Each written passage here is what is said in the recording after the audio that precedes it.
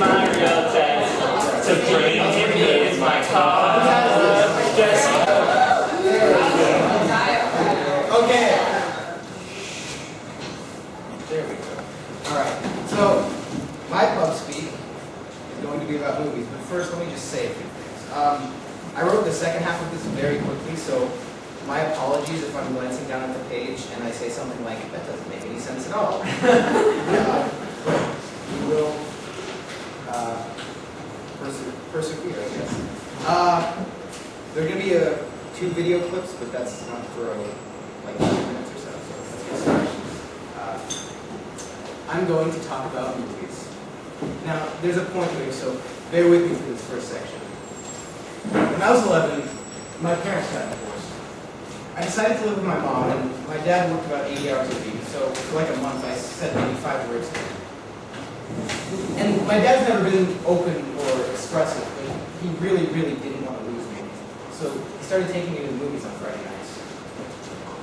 We'd go to Harkins and pick the first sci-fi/action/sequel on the box office list of Alien vs. Predator. The Xenomorphs fight the best hunters in the universe in Antarctica.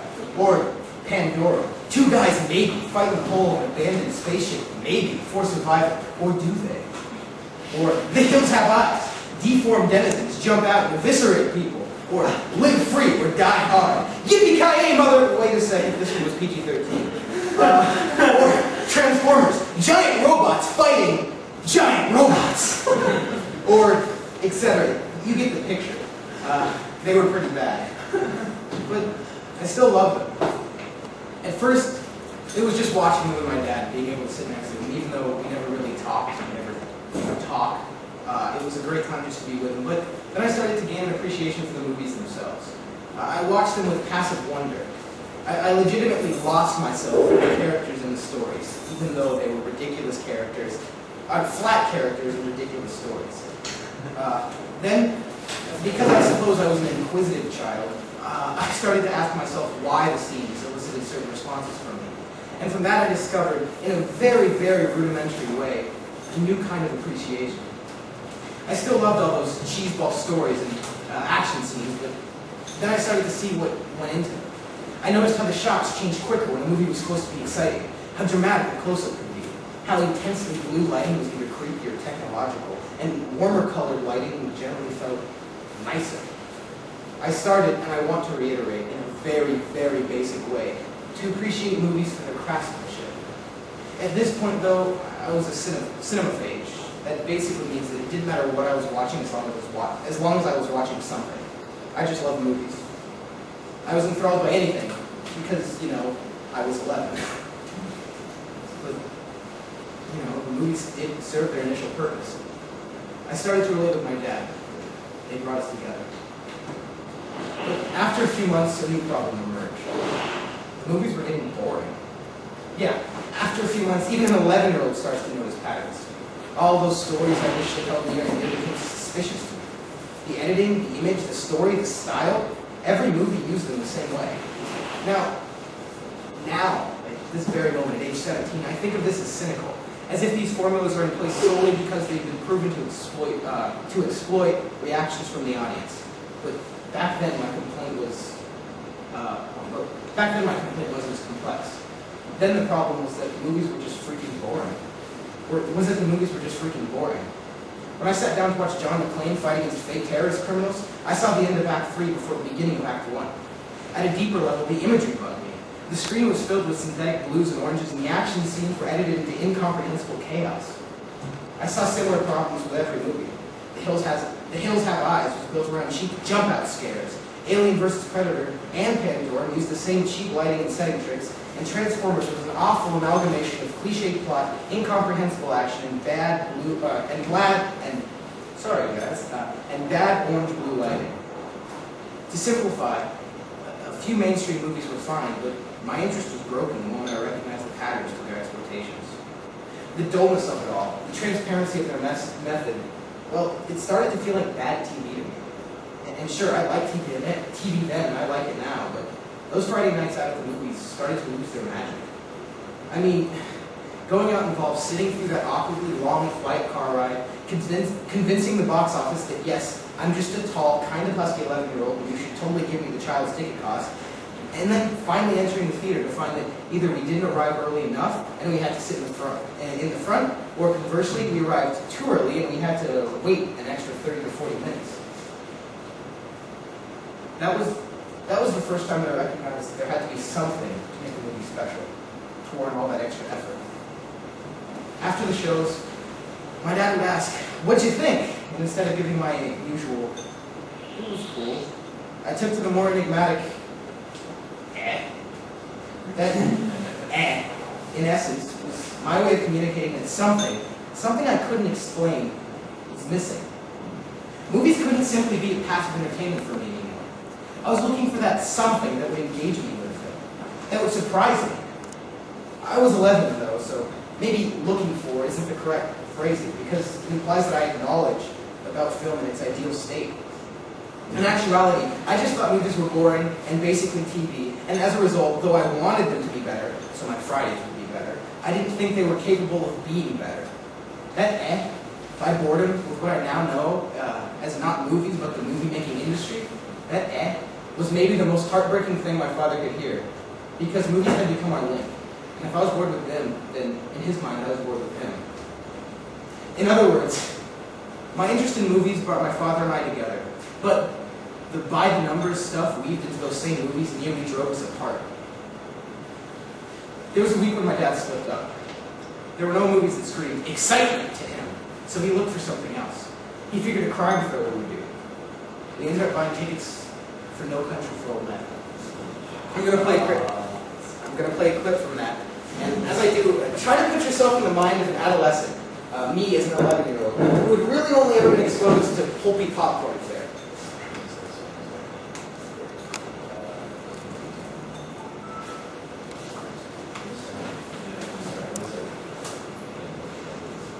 Make the lights right there. Is it? Sorry, guys. Yeah. It's a little difficult.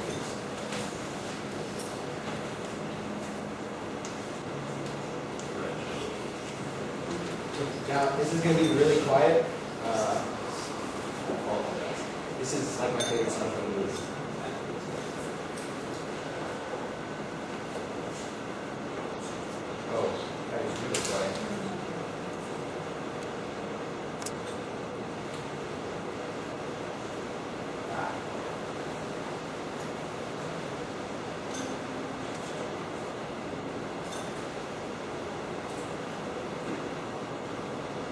Okay, who's really quickly, just because I know you guys can't hear this at all. 1 second. Yeah, I know. I thought this would be at least a little bit tolerable. Who has seen the movie? Darn, I was hoping it would be all of you. Okay, so what? Okay, I don't know. Okay, so I will describe things as they're happening, and I'm going to ruin this scene for you, and I'm so sorry, but let me play it.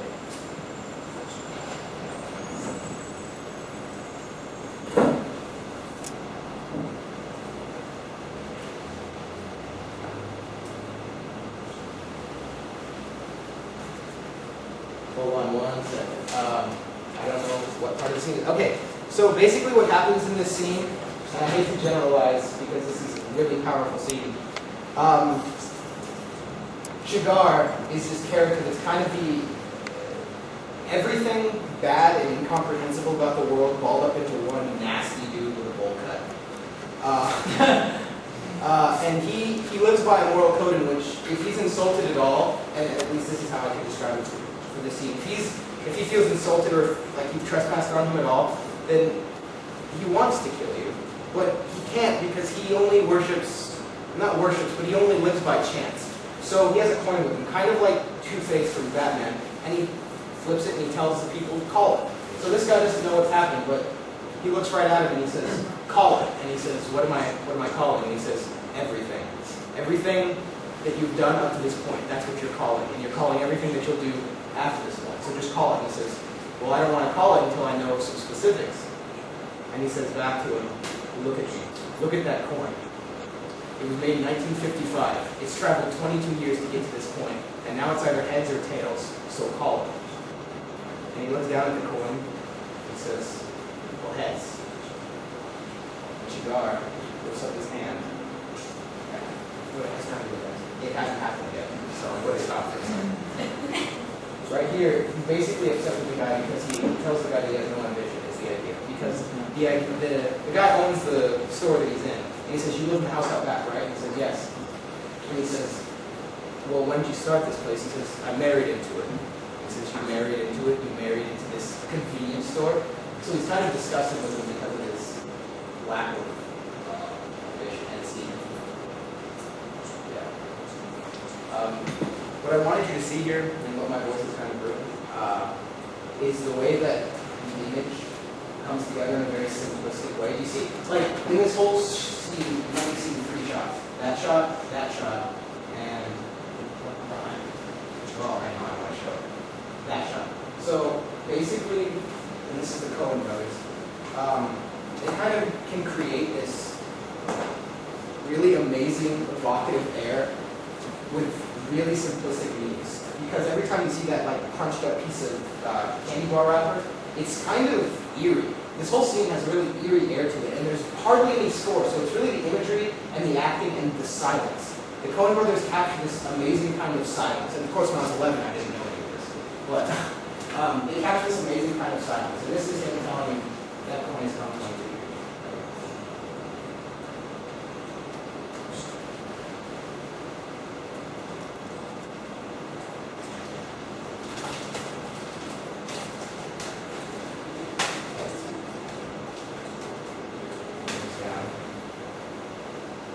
What is it? Yes. There it is. And he says, that's your lucky coin. Don't put it in your pocket. And I said, where do I put it? He says, I don't know, anywhere, but don't put it in your pocket. Because if you put it in your pocket, it becomes just another coin. And he says, well, I guess it is just another coin. He walks out. And basically, and I'm sorry guys that kind of fell through because of the sound. The next one is abrasively loud, and you'll be able to hear every part. I'm really sorry about that too. But, basically, the magic that I wanted to show you guys, and the magic that I saw that first time, is not any of the technical elements by themselves, but the way that they came together and created this kind of experience. Because when I was 11, I mean, try to put yourself, I didn't even know what filmmaking was. I had grown some sort of affinity for it, but this was the first time that I really started to understand what it really could do. Yes? Sorry, but the point of the suspense in that scene was that if he had called tails, then he would have been killed. He would have killed me, yes. So, sorry, I didn't make that clear. But, hold up. But, okay, so that movie was something we saw by accident, but it sparked something in me. Afterward, my dad actually apologized. He thought that I was really bored with that one. He thought that I was actually more bored with that movie than I'd been with the movies that we've been seeing before. But in actuality, I loved every minute of it. During the first 10 minutes, I kept waiting for some pattern to emerge. I expected there to be some kind of high-octane chase scene, for the hero to defeat the bad guy, for there to be a hero in the first place. But it seems, and it still seems, to exist in a different realm. It was wholly itself. It was original. That first time, I didn't get everything from No Country for Old Men, like I was just telling you guys. But I felt the care and the thought behind every frame. I wouldn't have been able to articulate to you how beautiful its construction was, nor would I have been able to articulate to you how intelligent its themes were. I mean, now I can tell you that there's real delectable beauty on those in those realistically bare sets and in those Texas landscapes. I can also tell you that the film is about trying to comprehend a world in which people do awful, awful things for no discernible reason. But that first time, walking out of the theater, I wasn't thinking about any of that. All I could think about was the tone it conveyed. I was thinking about how, without using any of those cliches I'd come to loathe, it made me feel real emotions and reflect on the world as I saw it. No Country for Old Men was my realization that movies could be better than the industrial standard. After that, my love for film blossomed, And I'll save the description of the subsequent 6 years, which you can rest assured have been filled with movies and movie-related activities. Such a word. Now comes the part where I get to my point. I really love film. I can say without a doubt that it's my favorite art form and that its power can be immense. But because I love film, I'm afraid for film. Because it's in the cause of something malicious. The film industry. I've got another clip, and this time I want you to pay attention to the same technical aspects I mentioned before, but just watch the clip. It's kind of upsetting.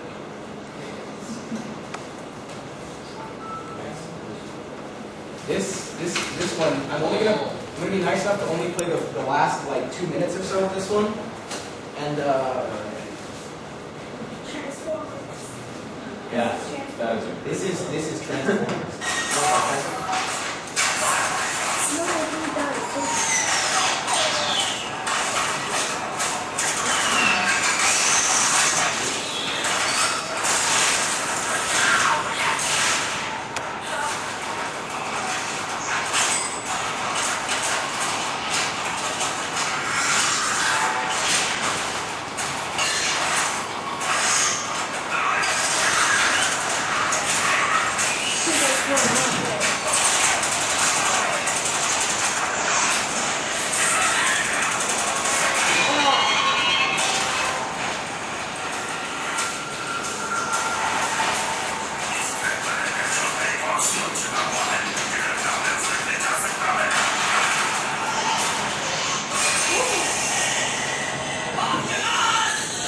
Oh, yeah, sorry, it's a Spanish dub. The fact that we got a minute into without figuring that out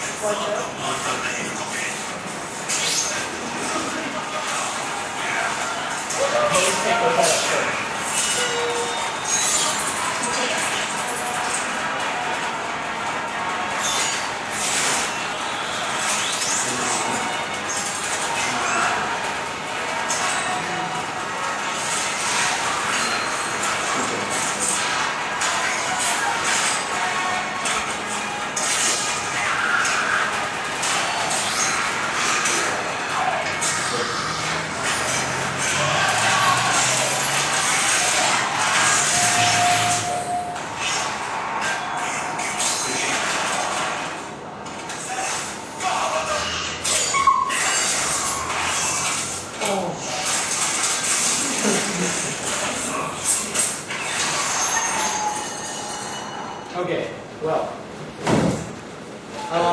while we were watching that, I actually heard Julia elicit a little whimper there. But what I want you to notice from that is that, hold on a second, let me just it's really indicative of, I wrote many of the problems, but I'm about to say like almost all of the problems that Hollywood filmmaking has today.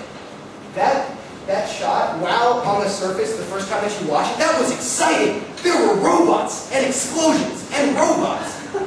What it really was something that didn't have a thought behind it. Michael Bay, and we're just saying Michael Bay as a general term here, because basically most filmmakers who make action movies or something that's supposed to be thrilling, they don't put real care into the craftsmanship of it anymore. The idea is, and I'm kind of skipping through a couple paragraphs here, but that's fine. The idea is that if you throw the camera around like this, the audience can't see what's going, and your average shot length, and this is a statistic for this movie, the average shot length is under 1 second. When your average shot length is that long, when you keep editing between points of view, and you continually move the camera, all the characters are shouting, and there's a soundtrack that's like 100% metal screeching noises. Basically, it's the perfect kind of style for our tweet-saturated, ADHD-addled society. Because it's like there's always something going on to the point where you can never lose the audience's attention. And they're always going to want to keep coming back because it's like 2.5 hours of constant stimuli. But that doesn't mean that the methods are actually thoughtful. So what these methods are actually called, those things that I described along with that blue tint, or those methods along with, hold on a second,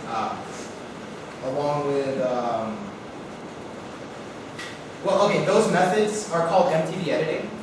They started in the 90s, like they kind of shifted over to movies in the mid-90s because MTV started, have you guys seen any of those old MTV commercials where there's like an animated person's running through their like animated bright yellow with like a really neon blue background, and it's all very colorful and quick, and then they jump up and they become a real person, and it's like, whoa, that was a shock to my senses. And there's a lot of like really small, quick shots. Basically, the concept is what I just described to you. It's always keeping the audience's attention and always keeping it exciting, because the idea is if we slip up for 1 second, we're going to lose them, because people don't pay attention these days. That's what they think. That's a technique that Hollywood movies have been using wholesale for quite a bit of time now. It's like, instead of actually like thinking about what they want to put into each shot, they just say, well, this works, and they cram it into a whole movie. Battle LA. Did anyone see the preview? Battle LA? Hands raised. Who saw it? That was horrible. No. Yeah, the Rihanna movie. Okay, yeah.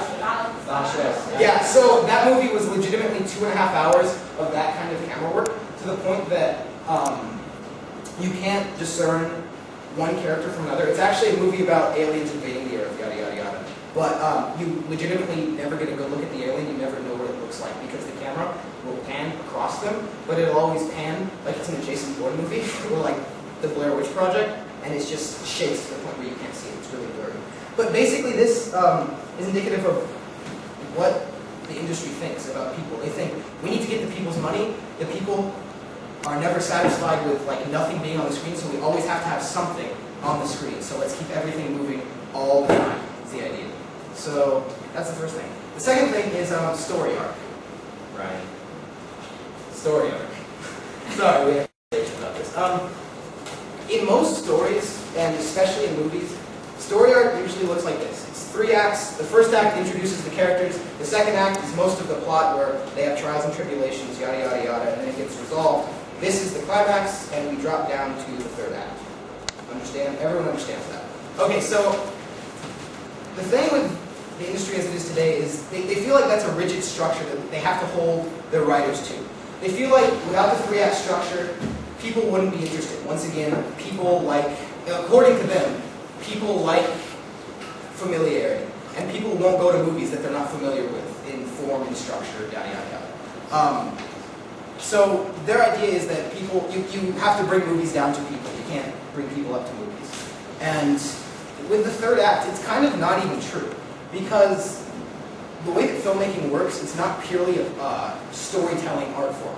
And I'm paraphrasing a lot of this, guys, so bear with me.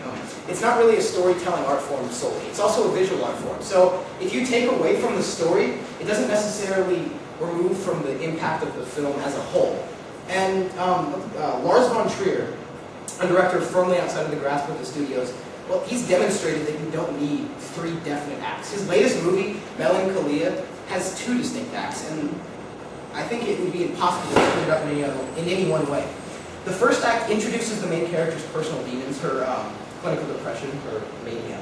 And then the second one transforms those demons into a cosmic metaphor of destruction. And that's the whole movie. She goes to a wedding, they're aware of the impending heat death of the Earth, but that's not important. She gets really depressed, and then everyone else gets really depressed, and then everyone dies. And it's a sad movie, but it's a really good movie because the visuals and everything about it just communicate this very well thought out world. Second, in the same vein is Harmony Korine. He's an American filmmaker who I've introduced a couple of you to, and who a couple of you already know about. He's an American filmmaker who, all of his movies he's made, I think 4. I just sort of said that, but he's made 4. Okay, well, Trash Humpers, Trash Humpers, Mr. Lonely, Julian Donkey Boy, and Gummo. So 4. He's made 4 films, and of these 4, none of them have contained any kind of story structure. They bounce from scene to scene in a very chaotic way that kind of explains his character's, it communicates his character's inner and outer world in a way that a plot would, but it takes away the plot and allows us to just focus on the characters themselves and the chaoticism of their life. So basically, we know that the 3-act structure is not the only way to go. So the question is, why do they keep insisting on it? It's because, and this is my major last point, I promise. It's because not filmmakers, but the film industry thinks that the viewing public is dumb. They legitimately think that if we try to stress, or they legitimately think that if a movie tries to go somewhere that the audience isn't used to, that if it tries to do something new, then the audience won't follow. So when I describe this generic structure that I got bored with as an 11-year-old, I mean, if I got bored with it as an 11-year-old, I feel like if people started paying attention to movies, they would get bored with it as well. So there's this idea, like I said, that the film industry has that people are stupid, but in actuality, they just assume that people are stupid, and as a result, people's tastes are stupid.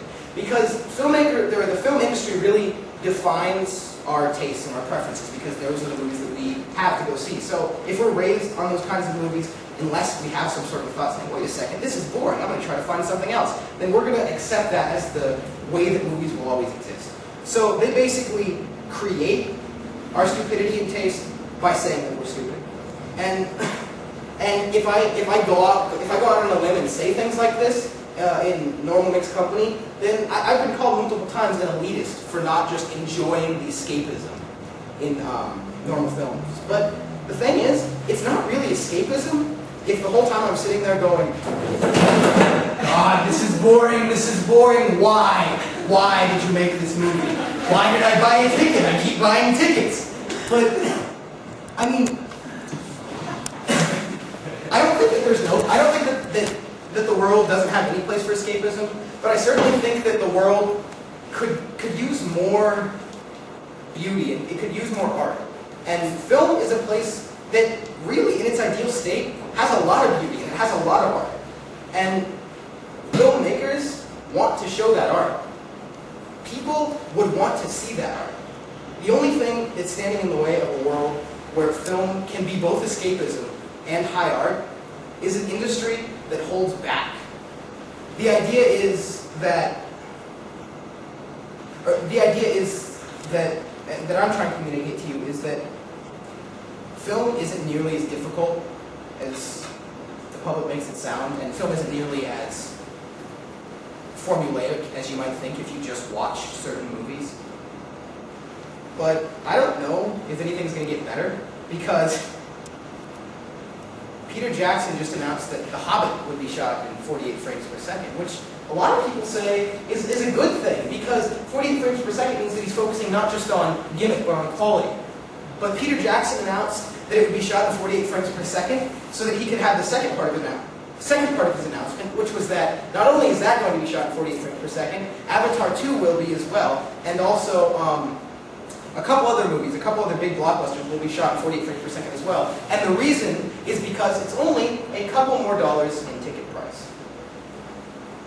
In the end, what they want is a film industry that's guided by money. And if the only thing guiding film is money, then we'll never have film art. That's me.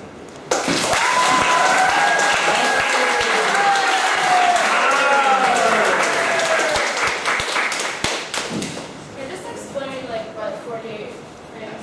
Okay, sorry guys. I actually had an explanation for that there. Most film, actually all film that you've seen in theaters is shot at 24 frames per second. That's about the bare minimum, because it's been like that since 1910. That's about the bare minimum that it takes for our eyes to actually create the illusion of movement. And digital shoots in 30, but that's not good. So 48 is doubling it, and the idea is to be more smooth. Yeah.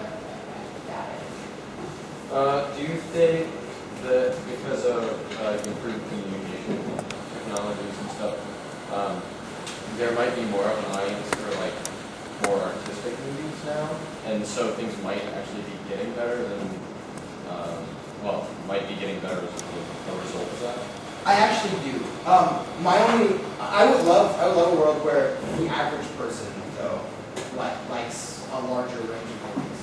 You know, and I feel like in its current state, they've created this kind of false dichotomy, where it's like you either like escapism or high art, And if you like escapism, then you can't like high art because then you're an elitist. And it's kind of an idea, or it's kind of like a concept, a way of thinking that has come from the whole system.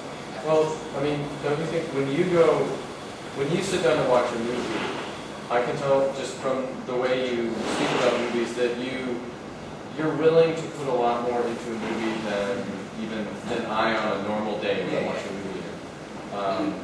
So do you think there might actually be a legitimate division between how people watch movies? I think that there's a slight division, like let's say between like somebody like me and the average public. But I think, yeah, it's somebody like me or Will apparently was using himself as an example. But at the same time, and I'm willing to accept that I'll never probably like be an average film watcher. I really don't want to be. But I still think that we could raise the average higher than it is. Yeah. Okay, I'm gonna use the term kitsch. Okay. Okay, so like, is there anything wrong with watching these movies? Because like, I'm not as an aficionado as you are. Like, I do take the time to watch movies carefully. Like, I'll sit down and watch like Kill Bill really thoroughly or something like that. But I can also enjoy like Transformers or like Avatar like that, like at the same time. Like, do you think that there's necessarily something inherently wrong with it, or can we just enjoy it as it is? I think that there's nothing inherently wrong with it. I think the problem is that it's created a culture where we can't have both. See that? See that?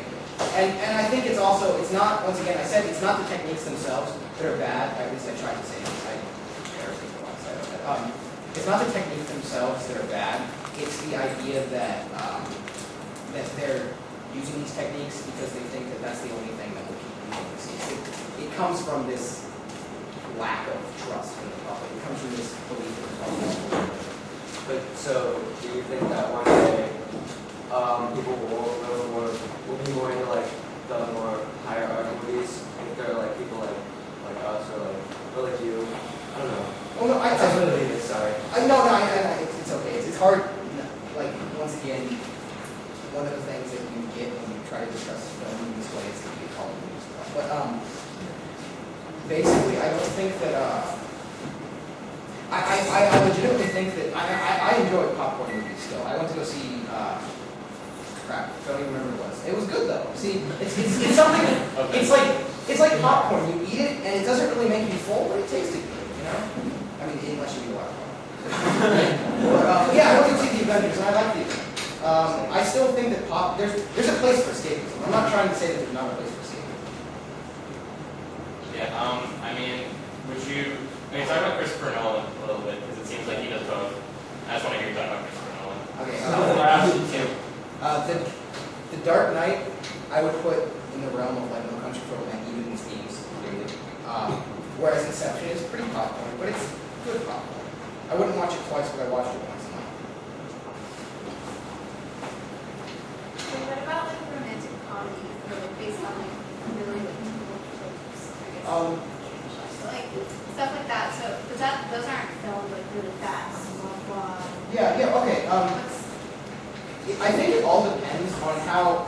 Like, what I was trying to get at there was this idea that the thing that differentiates a good film, or at least a thoughtful film in my mind, is that there's somebody behind it guiding it and who really cares about it. So like, let's say like, I'm going to use Eternal Sunshine of the Spotless Mind. That's technically kind of a romantic comedy. In a way, it's about relationships. Like Eternal Sunshine of the Spotless Mind. That would very clearly be high, right? Whereas there's other things in the middle, like 500 Days of Summer. There's very clearly themes, not that clear, but there's still themes, and it's fun to watch. And then there are things that are low, like Friends with Benefits, because I call that low, and I call that almost the kind of stuff that I'm trying to avoid, or that I'm saying is bad here, because it's like, oh hey, they're gonna like this because they're gonna think that it's subversive, but really it's the same story. As a matter of fact, we're gonna show them the same movie twice in 6 months. I mean, you know how. Exactly. So they showed us the same movie twice, and people still bought tickets to both of them. So it's like every time that these by the numbers movies make money, it's like validating their idea that we don't really care about quality.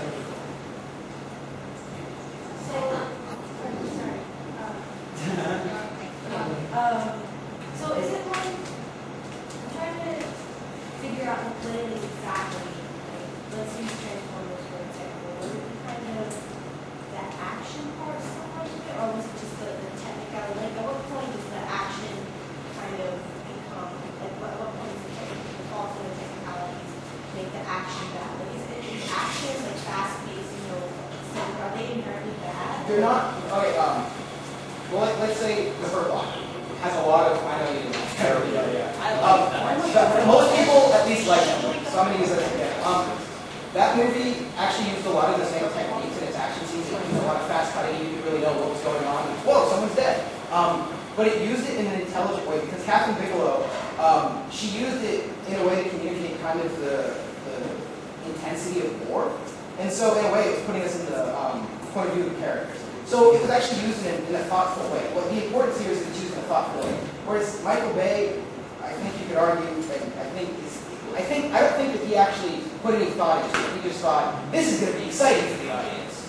And then he just threw it not in one place and controlled it, but he just threw it everywhere. That was his only motive back. Thank you. Well, I was just wondering, like, I'd like to hear your opinion on what you were referring to as the college that there's one. Obviously, those are still commercial and students. Do you think, for whatever reason, the colleges are still right back then, or do you romanticize that era? I think if I were to give you examples from that era, I would find a lot of good ones only because those are the ones that survive. But if you actually look back to those times, for every good film, there was probably dozens of bad ones that just haven't lived to see light of day. I think it's about the same. I do think that it's basic. Yeah, okay, it's about the same. And whereas some people who have been remembered are actually pretty bad. Cecil B. DeMille, you guys have probably just heard that name. He was like this big guy who started actually in the science fiction and working until he got to college, like Alfred Hitchcock. Cecil B. DeMille, in a lot of ways, is the anti-Alfred Hitchcock. Because Alfred Hitchcock was an artist, and Cecil B. DeMille was awful. I mean, I'm going.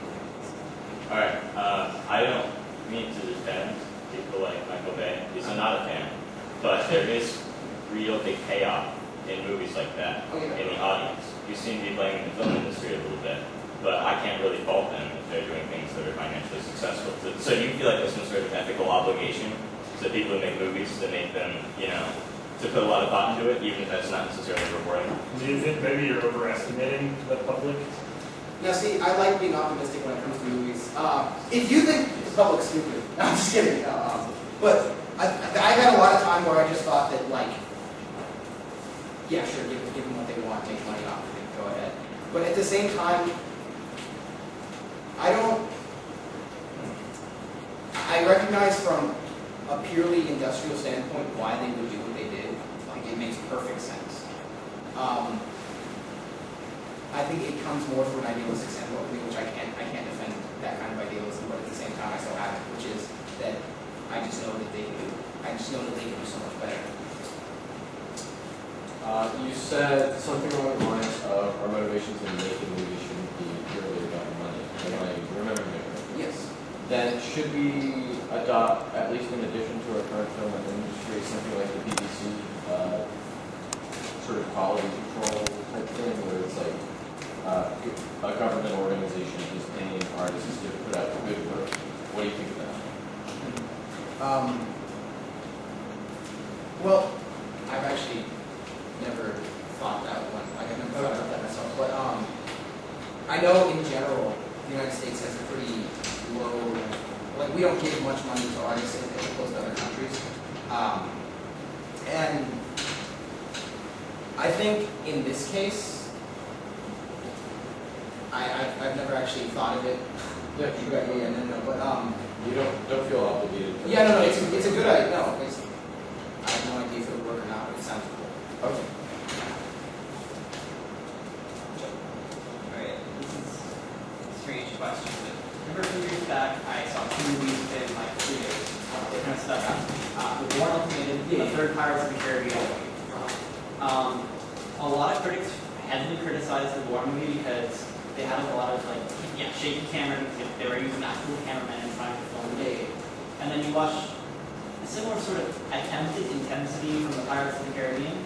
Attempted camera. No, not with that, but from a different strategy from your Michael Bay strategy. would you say that even though they're both, would you say that it's in that respect, like they're trying to achieve different things, they're using different tactics that differentiates them? Because I found that Pirates of the Caribbean intensity to be very shallow and cheesy. I kind of like. I don't want to use just like straight film criticism here, but the purity of like Jason Bourne and its style, it kind of I like it. I appreciate it because they didn't really do that to that extent before Greengrass came in with Ultimate Supremacy. And I like Ultimate Supremacy for that style.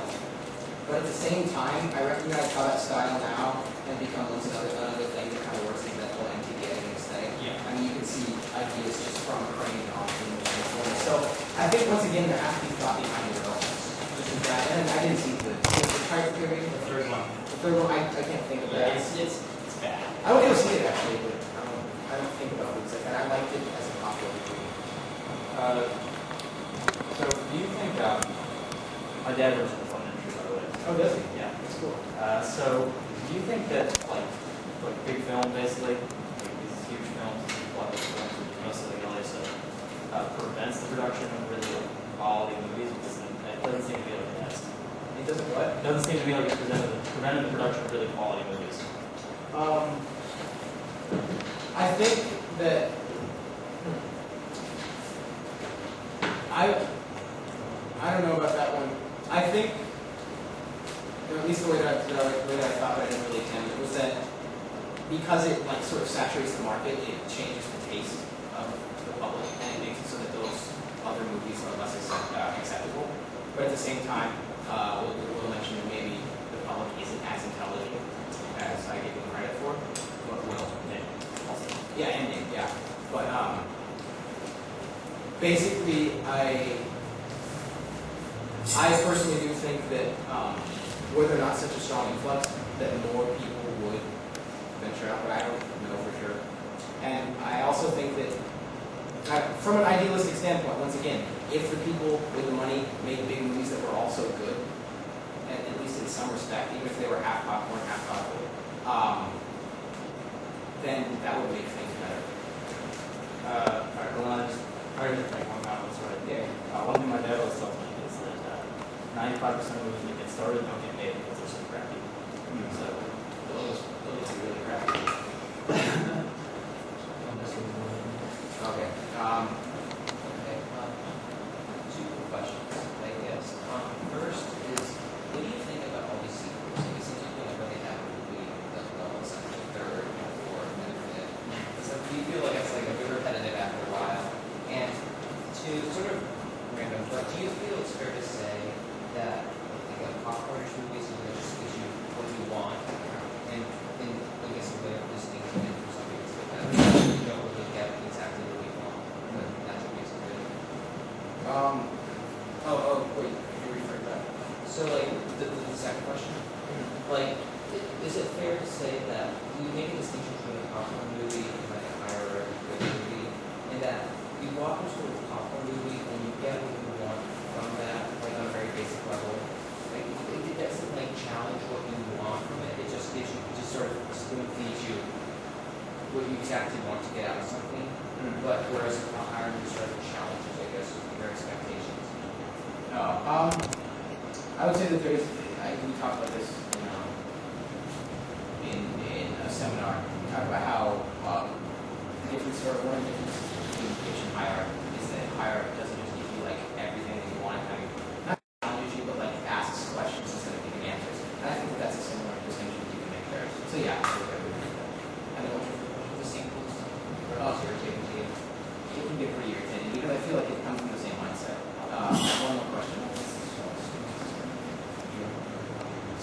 Okay, I guess my question is, how do you feel about like the Academy Awards? I feel like that's a good call for like promotion and like some people doing good. But I feel like it doesn't, like the types of films you described, they don't necessarily win awards, but I think that, I mean, they're shutting out, yes, a part of the market, but you think the Academy Awards reward at least like make sure movies that could tell a little bit more in like the art direction they're expecting? I can see that where they actually have to go from like creative thought for movies. Yeah, I can see that. They're not perfect, but I think that they are a force for good in the industry.